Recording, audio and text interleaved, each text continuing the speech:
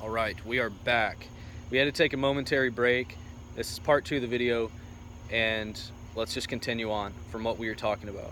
So we were discussing that for something to be deemed a purpose, then it has to have at least one person observing it, and usually that's you. It should be you, right? So, because we're always dealing with self in our relationship that we have with ourselves. That's what promotes true creation. We don't create necessarily through following others. Now, in great part we do, but the actual decision, your success, see, you define your own successes. Success should not be something that's, defining you.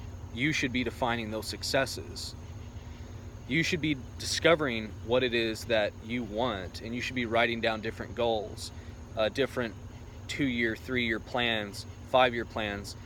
At least have them written down on paper so that anytime that you have any state of confusion and maybe you're doubting the choice that you've made on the purpose that you've decided upon, you go back and you just review it, and you can revise it too. That's the cool thing about writing it down on paper, is that you're always revising it. And I have a notebook that I keep around all the time, sometimes note cards too, and I have little goal cards.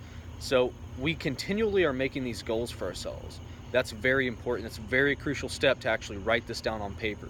So establish your purpose through written exercises.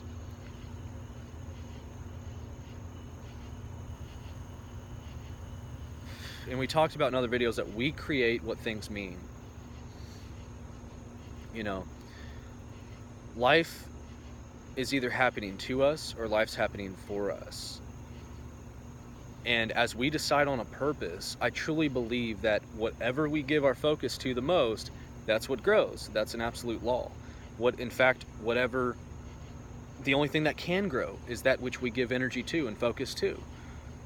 And all the greats throughout time and history have agreed on the same thing, that we become what we think about most. The thoughts that we hold dominant in our mind. So we decide on the purpose, and the universe comes to our aid. It truly comes to our aid. And it makes things very fluent. It promotes a state of flow that we can really get into and express this energy that's being expressed, because we talked about that too. That health and well-being and having purpose in this world, we decide on that purpose. It is said that success is the progressive realization of a worthy ideal. So the minute you decide upon it, you use your imagination and you build this dream, you build this goal, and you have this vision. You establish that purpose in your life. That gives everything meaning, and you're almost like creating a space for the good that you desire. You're definitely creating a space that for the good that you desire.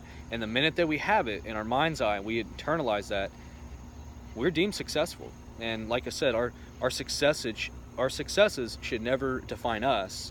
We define our successes. Truly.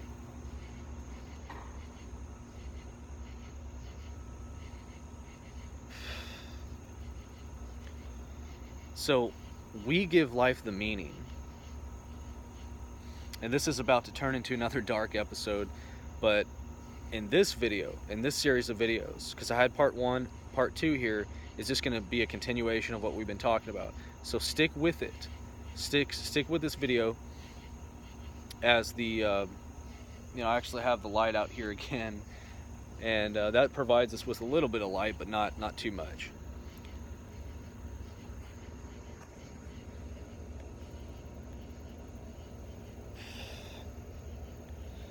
And then you have the question. A lot of people ask this question. Well, what does it mean? Or what does it really mean? And I believe it's a self-fulfilling prophecy. So whether it be positive or negative, we're always fulfilling a self-purpose on a very spiritual level, and on a physical level too. Mind, body, and spirit. I almost got those confused. Mind, body, and spirit. And everything's interlinked. Everything's connected. So if you're having a problem in the physical, whether that's in your happiness, health, wealth, finances, success. If you're having a problem and it's a consistent problem, that means that there's a habit stuck in your mind, stuck in the subconscious. And we discussed that 96 to 97% of all the results that we see in the physical, that's governed by our subconscious mind. And that is one of the most outstanding, interesting concepts, and very few people besides spiritual activists and people within this community, the self-help, personal development, professional development industry, not a whole lot of people outside of this industry understand these concepts.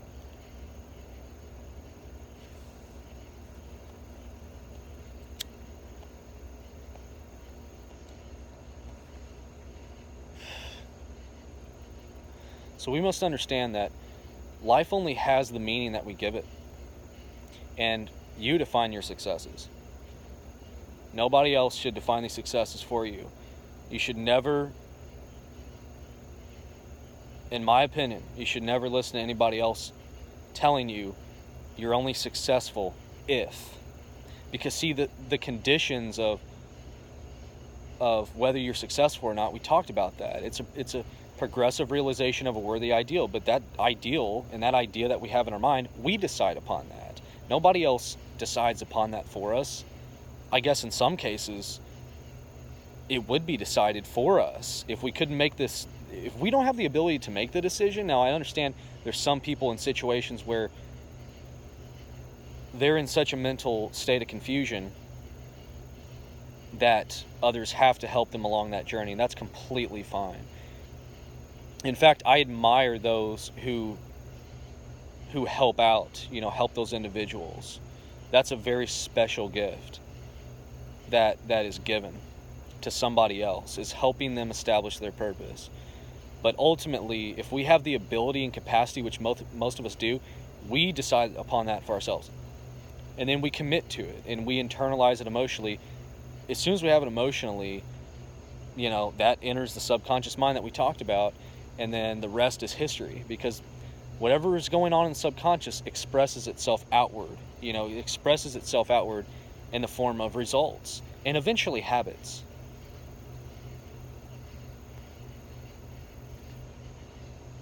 So we truly create our own realities, and we truly, there's also the question, do things happen for a reason? I love that question. And the truth of that question is that it's the meaning that we give it. So one person over here, person A could say that things don't happen for a reason. They would actually be right. And person B could say, no, things do happen for a reason. They're also right. Now you got to really think about this. But see, person A is right from their perception and perspective, and person B is also right from their perception and perspective. And everything in that regard is then subjective.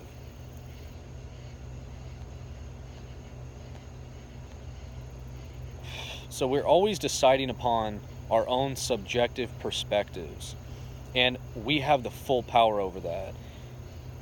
We have the mental capacity. We have every ounce of capability possible to achieve and decide what things mean.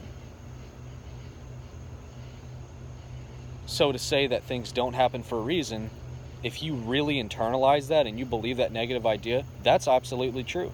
And nothing, if you think, we talked about we become what we think about most. If you're thinking about nothing, you become nothing.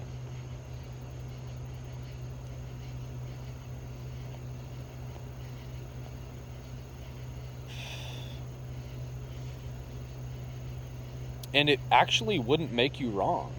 It doesn't make you wrong. The theory of relativity. So everything's relative. So we're always comparing something to something else. It's very, I can't think of the word, but it's not very healthy for one to compare one's own successes with the successes of another. Because success for me could be completely and vastly different than success for somebody else. You know, for them it could be going to school, getting a 4-year degree, and then getting a doctorate degree, and taking that as far as they want to take that in order to deem themselves successful in their finances, happiness, health, wealth, fulfillment. But a lot of people, most people, and you read the research on this, most people are in a position where they did go to school and they did fix up all of this time simply because they thought it was the right thing to do. They picked up on other people's lifestyles, other people's way of living, and they never evaluated self. They never evaluated what they were truly wanting in life. And thus, in return, they're getting the results they're getting because they decided upon it, but they didn't branch out. A lot of people don't branch out and think for themselves.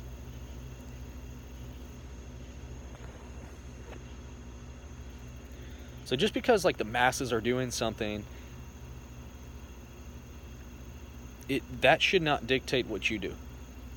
And a lot of people live that way.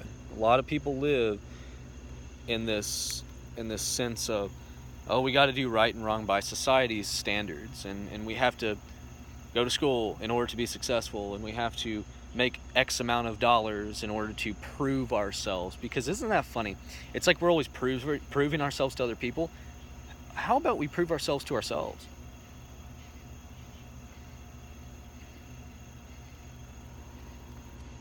Because see, that's true freedom.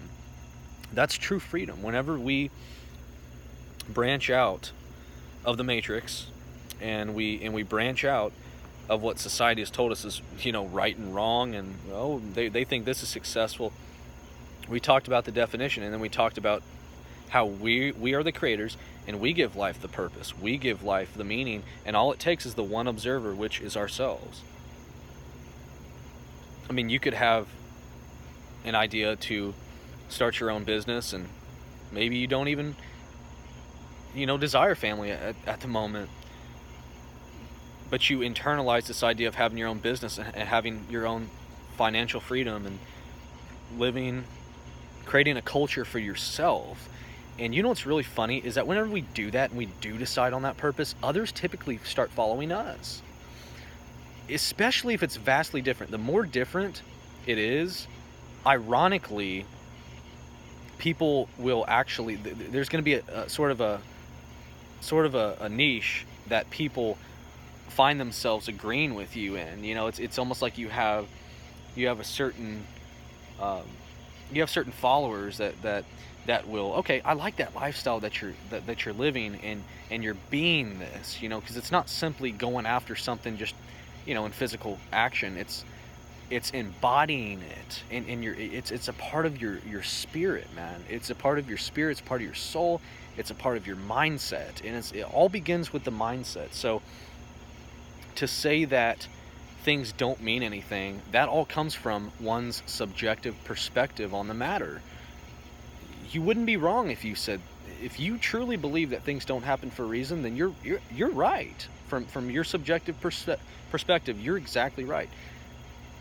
But somebody else who sees an opposite perspective, one that says, okay, I find meaning in everything, and everything happens for a reason, we create those meanings, we create those reasons, and that dictates our realities that we live in. That dictates also the quality of our lives.